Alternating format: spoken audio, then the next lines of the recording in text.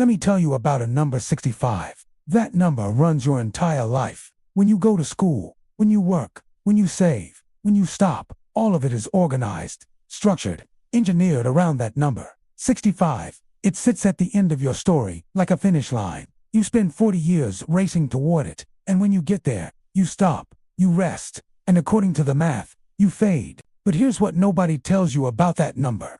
It's a lie, not a modern lie, not a corporate lie. A lie born in the 1880s in Prussia, when a man named Otto von Bismarck was trying to neutralize political dissent from aging socialists. He set the retirement age at 70. The average life expectancy was 45. It was a political gesture, not a social contract. Nobody was actually supposed to collect. And yet, that number has followed us through to world wars, through the invention of the internet, through the mapping of the human genome, and it still governs your life today. Now, in secret labs from Palo Alto to Singapore, from Cambridge to Seoul, that math is being ripped apart, molecule by molecule. We are no longer talking about living a few years longer. We are not talking about a slightly better drug. We are talking, and I want you to hear this clearly, about the end of aging itself. Not slowing it down, ending it, and the scientists working on this. They are not fringe dreamers. They are funded by the most powerful men on earth. Jeff Bezos, Peter Thiel, Larry Ellison. They have poured billions, with a B, into the idea that death is not inevitable. That aging is not a feature of life, it's a disease. And diseases can be cured. But here's what the biotech brochures won't tell you. What the TED Talks skip over. What the breathless press releases bury in the footnotes. If we cure death, we might just kill the economy. Think about it. What happens to your pension? The one you've been contributing to for 30 years, when you need it to last, not until 85, but until 150. What happens to the job market when a 30-year-old is competing for a promotion against a 120-year-old with a century of experience? What happens to real estate when the generation above you never dies, never downsizes, never not once lets go of the house? And here's the question that should keep you awake at night. In a world where compound interest never stops growing, will the first person to live forever also become the world's first trillionaire? And will they own everything, leaving the rest of us with nothing? Welcome to the Immortality Economy. This is the blueprint for a world where until death do us part is no longer a promise. It's a 150-year financial contract, where retirement is a relic, where your children may never inherit a single thing, and where being rich doesn't just mean a bigger house. It means a younger body. It's closer than you think. Meet Robert. Robert did everything right. He got a job at 22. He contributed to his 401k for 43 years. He never missed a payment. He bought a modest house, drove sensible cars, skipped the holidays he couldn't quite afford. He trusted the system. He trusted the number. At 65, Robert retired. His financial advisor shook his hand and said, "You're in great shape. Your savings should last you 20, maybe 25 years. You'll be fine." 25 years. That was the calculation. It was always the calculation, built into every pension fund, every government model, every financial planning spreadsheet on earth. You retire at 65. You live comfortably to around 85 or 90. Then the money runs out. Then, conveniently, so do you. Now imagine that Robert lives to 140. Suddenly, Robert doesn't have 25 years of retirement. He is 75. His savings carefully managed, sensibly invested, were built for a sprint. And now, they're being asked to run a marathon. 3 marathons, back to back, without stopping. The money doesn't just run low. It collapses. And Robert is not alone. Robert is everyone. To understand why this is catastrophic, you need to understand a concept called longevity escape velocity. It sounds like science fiction, but the term comes from Aubrey de Grey, a biomedical gerontologist, a man who has spent 30 years studying the biology of aging, and he uses it to describe a very specific moment in human history. The moment when science is extending human life faster than time is taking it away. Think of it like this. Right now, for every year that passes, medical science is adding roughly 3 months to the average life expectancy. We are gaining ground, but slowly. We are not yet winning the race. But de Grey and researchers like him believe we are approaching a threshold, a tipping point, where the gains will accelerate dramatically, where aging itself will be treated like a chronic disease, manageable, reversible, eventually curable. And when we cross that threshold, every year that passes, you gain more than a year of life. You are not just surviving, you are escaping death in real time. The finish line keeps moving, and it moves faster than you can ever reach it. This is longevity, escape velocity, and it doesn't just change medicine. It makes retirement mathematically impossible. Here is the brutal arithmetic. Social Security was designed in 1935. At the time, the average American lifespan was 61. The retirement age was set at 65. The system was, bluntly, designed on the assumption that most people would pay in and never collect. Those who did collect would do so briefly. The math worked because death was doing the heavy lifting. Today, the average American lives to 79. The system is already straining. The ratio of workers to retirees, which was 40-1 in 1945, is now less than 3-1. 3 working people are supporting 1 retiree. By 2035, even without radical life extension, that ratio falls to 2. Now introduce longevity treatments. Now watch what happens when that retiree doesn't leave the system at 85. They stay at 100, at 110, at 120. The system does not bend under that pressure. It breaks. And it's not just government pensions. Private retirement accounts, your 401k, your IRA, were designed around a 30-year retirement window. Financial advisors talk about the 4% rule. Withdraw 4% of your savings each year and you'll never run out. It works beautifully for a 30-year retirement. For a 75-year retirement, the math collapses somewhere around year 40. The harder question is this: who absorbs the shock? History has one answer, and that answer is the young. When the math fails on this scale, governments have 3 options: raise taxes on working people, cut benefits to retirees, or raise the retirement age.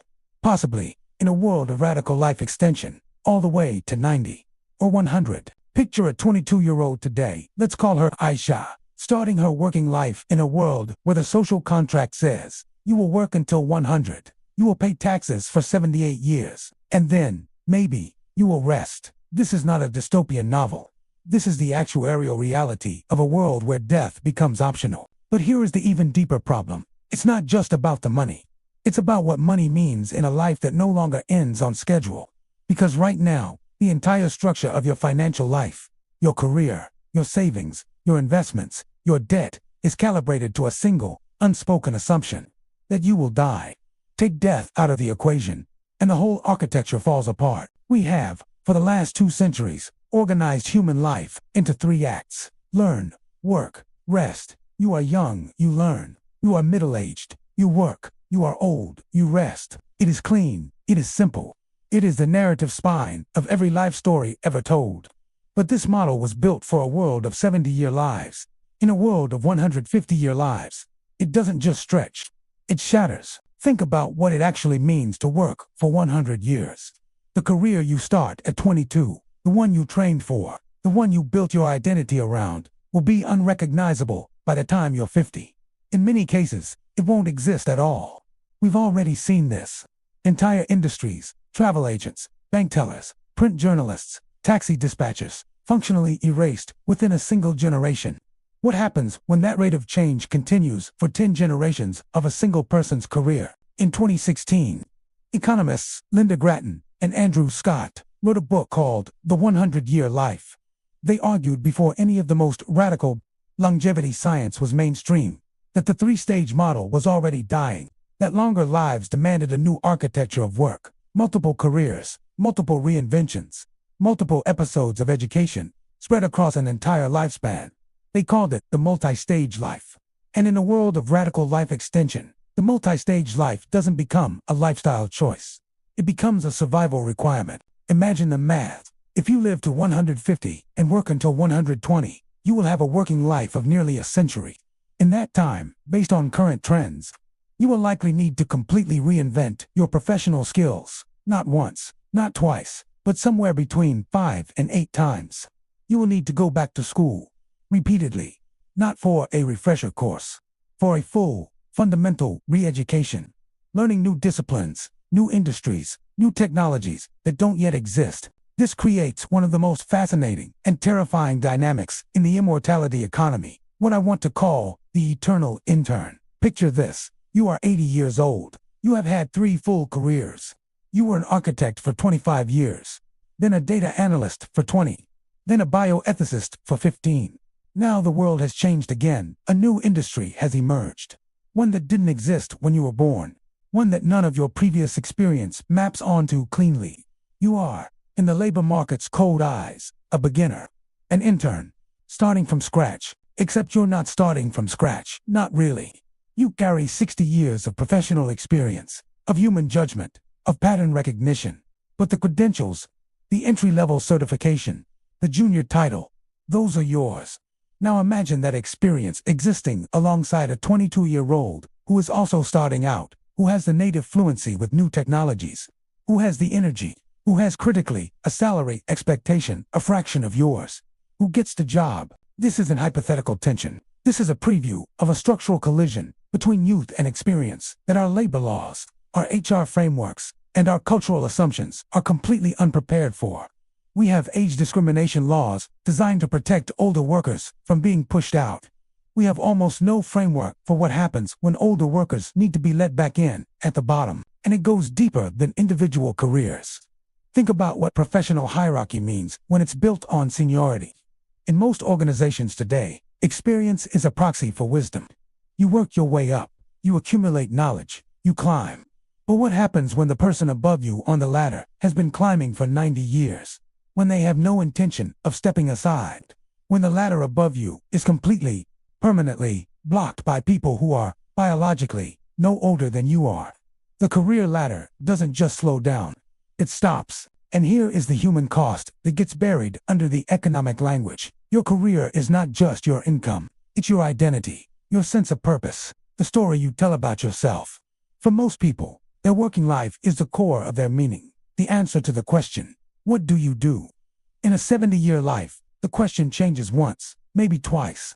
In a 150-year life, you must answer it and mean it, again and again and again. You must build new purposes, new professional identities, new communities of colleagues, new reasons to get up in the morning. That is not just an economic challenge. It is a psychological one, a spiritual one. And frankly, we have no idea if human beings are built for it. The year is 2071. Victor is 110 years old. He looks 38. He started investing at 25, modestly, cautiously, in a diversified portfolio. By 50, he had $2 million. By 70, thanks to compound growth, $12 million. By 90, $67 million.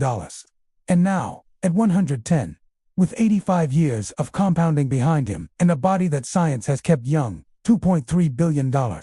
He hasn't done anything extraordinary. He hasn't been greedy or ruthless or particularly brilliant. He simply had money, and he had time. And in the immortality economy, time is the ultimate multiplier. Daniel is also 110. He looks 110. He couldn't afford the treatments Albert Einstein called compound interest, the eighth wonder of the world. He understood something that most people feel but can't articulate, that given enough time, even small amounts of money become incomprehensible fortunes. The standard illustration, $1,000 invested at 7% annual return, doubles roughly every 10 years, produces numbers that feel almost fictional over long enough horizons. Over 50 years, that $1,000 becomes $29,000. Over 100 years, $867,000. Over 150 years, over $26 million from a single $1,000 investment. Now, scale that up. Now, imagine someone who starts with 10 million or 100 million and never dies. We already live in a world of staggering wealth inequality. The 8 richest people on Earth own more than the bottom half of humanity combined. This is a fact that most people know, and most people have made a kind of uneasy peace with, partly because they believe it is, ultimately, temporary. The wealthy die. Their estates are taxed. Their wealth is divided among heirs, dispersed, diminished. Death is, in its way, the great equalizer. Not perfectly, not justly, but meaningfully. Now remove death from the equation. The wealth doesn't disperse. It compounds, indefinitely. A billionaire today, say, at 60, with $50 billion, given 150 more years of compound investment returns, becomes something that doesn't have a clean word in the English language yet. We're going to need one. Because this isn't just a wealth gap. This isn't just a 1%. This is a biological gap, where staying rich doesn't just mean having more money. It means having a younger body, better health, more energy, more years, more compounding. And the people who can't afford it, they age, they slow down, they die. Let's talk about what the longevity treatments actually cost today, in early, primitive form. Brian Johnson, tech entrepreneur, founder of Braintree, currently spends approximately $2 million a year on his personal anti-aging protocol. Blood panels, organ imaging, peptide therapies, gene therapies, experimental supplements, round-the-clock medical monitoring. $2 million per year. That is more than the median American earns in a lifetime. Now, technology typically follows a cost curve. Procedures that cost millions eventually cost thousands. Gene therapy that costs $2 million today may cost $20,000 in 20 years. But here is the thing about that cost curve that the optimists don't tell you. Even at $20,000 a year, still completely out of reach for the median global income of $3,500 a year. And who gets there first? Who has access while the technology is still expensive, still experimental, still imperfect, but already effective enough to meaningfully extend life? The same people who always get there first. The rich.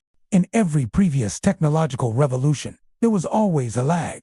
The rich had cars first, then the middle class caught up. The rich had mobile phones first, then everyone had one. The optimists point to this pattern and say, don't worry. Longevity treatments will follow the same curve. They'll be democratized. Everyone will benefit eventually. And maybe they're right, but eventually is doing a lot of work in that sentence. Because in this case, the gap isn't just economic. It's biological and cumulative. If the wealthy get access to meaningful life extension treatments 20 years before everyone else, 20 years of staying young while others age, they will have accumulated 20 years of additional compound wealth, 20 years of additional career advancement, 20 years of additional health, energy, and cognitive sharpness. The gap doesn't just persist, it widens, at the biological level, in ways that no policy has ever had to grapple with. We have always had class. We have always had privilege. We have never had a world where privilege literally keeps you young. The philosopher Francis Fukuyama wrote, in 2002, about what he called the politics of human nature. He warned that biotechnology posed unique threats to human equality, not because it would make us unequal in wealth, but because it would make us unequal in our basic humanity. A society where some people are biologically 35 and others are biologically 80 at the same chronological age is not a society with a wealth gap. It is a society with two different species of human being. And history, ugly, honest history, gives us no reason for confidence about how a dominant biological class treats the one beneath it. There is a quiet crisis already unfolding in the economies of the English-speaking world. It doesn't have a dramatic name. It doesn't generate the headlines that stock market crashes do. But anyone under 40 feels it every day, in the background of their financial life, like a dull and permanent ache. Housing in the United States, in the United Kingdom, in Australia and Canada. The dream of homeownership, the foundational promise of middle-class life, has become structurally inaccessible to the generation now entering adulthood. The median house price in London is now more than 14 times the median annual salary. In Sydney, it's over 12 times. In San Francisco, it's approaching 15. Young people are not failing to buy homes because they are lazy or financially irresponsible. They are failing to buy homes because the math no longer works. And a significant part of why the math no longer works is the simple, structural reality that the people who own the housing stock are not leaving. Historically, wealth moved between generations through two mechanisms: inheritance, when the older generation died, and market movement, when the older generation downsized, freeing up larger family homes for younger buyers. Both mechanisms depend, fundamentally, on the older generation aging out of the system. In a world of radical life extension, that process doesn't slow down, it stops. The aging generation doesn't downsize. Why would they? They're not aging. They don't move to assisted living. They don't pass. They stay in the house they bought in 1985. In the house that has appreciated 800%. In the house that would take their children's entire lifetime of savings to afford at today's prices. And the wealth locked inside that house. It doesn't transfer. Not in 20 years. Not in 40. Perhaps not in 80. We are already seeing the beginning of this. The term intergenerational wealth transfer has been used for 20 years to describe the coming handover of baby boomer wealth to millennials. The great wealth transfer that analysts projected would reshape the economy. It has been projected and reprojected and pushed back again. Because people aren't dying on schedule. Now extend that delay by decades, by a century, and you begin to understand what economists are increasingly calling the inheritance freeze, a world in which the older generation doesn't just live longer, but holds wealth, property, and capital indefinitely. The young do not inherit, they rent, not because they chose to rent, not because renting is a perfectly valid lifestyle choice, though it can be, but because the alternative ownership is structurally, permanently, biologically beyond their reach. Let's name this generation, because they deserve a name. Researchers have begun using the term forever renters, a cohort of people who will, in all realistic projections, never own the homes they live in. Not because the dream doesn't exist, but because the supply of ownership is locked behind a generation that never leaves. And it isn't just housing, it's capital, it's business ownership, it's the corner offices and board seats and established professional networks. It's the farmland and the commercial real estate and the patents and the intellectual property. All of it accumulates at the top. All of it compounds. None of it flows down. There is a school of thought, held by some economists, by some libertarians, by some genuine optimists, that says this is all fine, that markets will adapt, that new industries will create new pathways to wealth, that every generation has faced structural barriers and found ways around them. And they are not entirely wrong. Markets do adapt. Humans are ingenious. History contains more examples of unlikely survival than unlikely collapse. But here is what makes the immortality economy different from every previous economic disruption in human history. Every previous disruption, the Industrial Revolution, the Digital Revolution, globalization, changed the tools of wealth creation while leaving the mechanism of generational transfer intact. People still died. Wealth still moved. Radical life extension doesn't just change the tools, it breaks the mechanism. And no economy in human history has ever had to function without it. There is something almost Shakespearean about it. The young have always been able to tell themselves, wait, our time is coming. The old order cannot hold forever. It was always true. Death made it true. Death was, in the cruelest possible sense, the working people's ally. The one force that no dynasty, no empire, no ruling class could ultimately resist. What do we tell the young in a world where the old order can hold forever?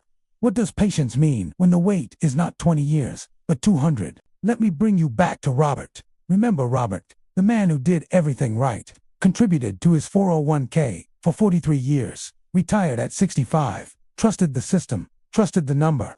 In the world we're building, the world the labs are racing toward, the world the billionaires are funding, Robert's story doesn't end at 85. It goes on. He is 110, and he is healthy.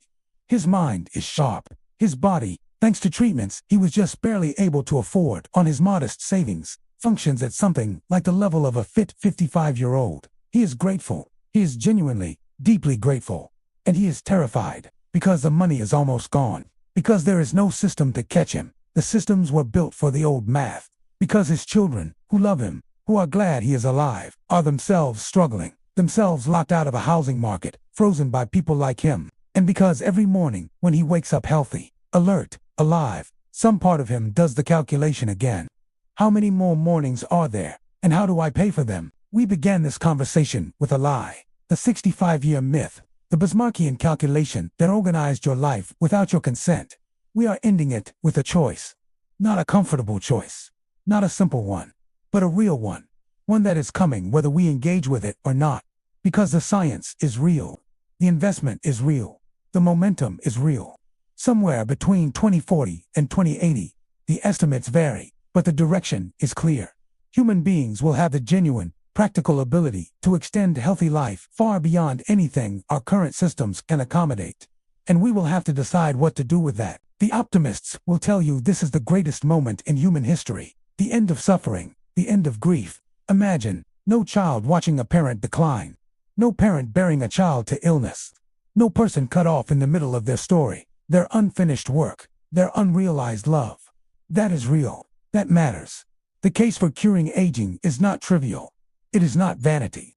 For millions of people, early death is the defining tragedy of their lives, and the prospect of defeating it is not a tech bro fantasy. It is a profound human hope. But the pessimists, and I think the honest ones deserve to be heard, will tell you something else. That societies are not just collections of individuals.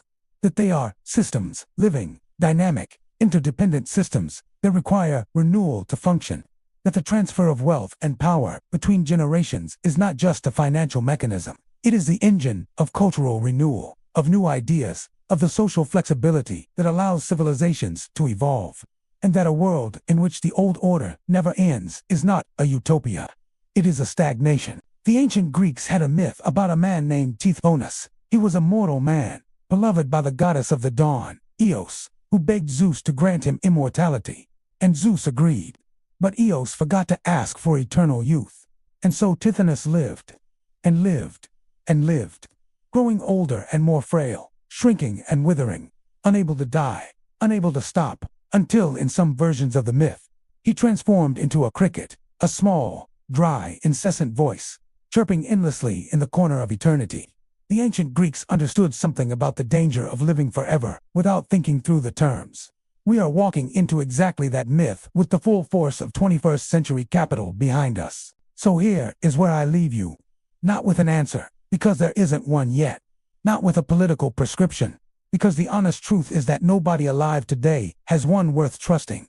But with a question, a personal one. If you were offered the choice, right now, today, to live to 150, but on the condition that you had to work for 100 of those years, that retirement, as you understand it, simply ceased to exist. That you would spend the vast majority of your extended life as a working person, reinventing yourself every 2 decades, competing with people a century younger, watching the pension system you paid into evaporate, watching your children rent forever while you cling to a house you can never quite bring yourself to let go of. Would you take it? There is no wrong answer. But I would argue there is an honest one. And the honest one reveals something important about what we actually want from a longer life. Whether we want more time, or whether we want more meaning. Whether they're the same thing, or whether in a world without endings, they might come apart. The immortality economy is coming. Not because anyone planned it, not because anyone voted for it, but because the incentives point in one direction, the capital points in one direction, and human ingenuity, once properly funded, is extraordinarily difficult to stop. What we can control, what we must control, is the terms. What we do with the pension systems before they break. What we do with the housing markets before they freeze. What we do with the inheritance laws and the tax codes and the labor protections before the biological elite becomes something with no historical precedent and no political remedy. These are not problems for the future. They are problems for now. For the people sitting in boardrooms and legislatures and central banks today, who are mostly pretending the science isn't real because the implications are too large to fit in a quarterly report. The math of mortality built the world we live in. We are about to run out of math. If you had the choice to live to 150, but you had to work for 100 of those years, would you take it? Let me know in the comments. And if this made you think differently about your pension, your career, or the house you're hoping to buy someday, share it with someone who needs to hear it. Because this conversation, we're only just getting started.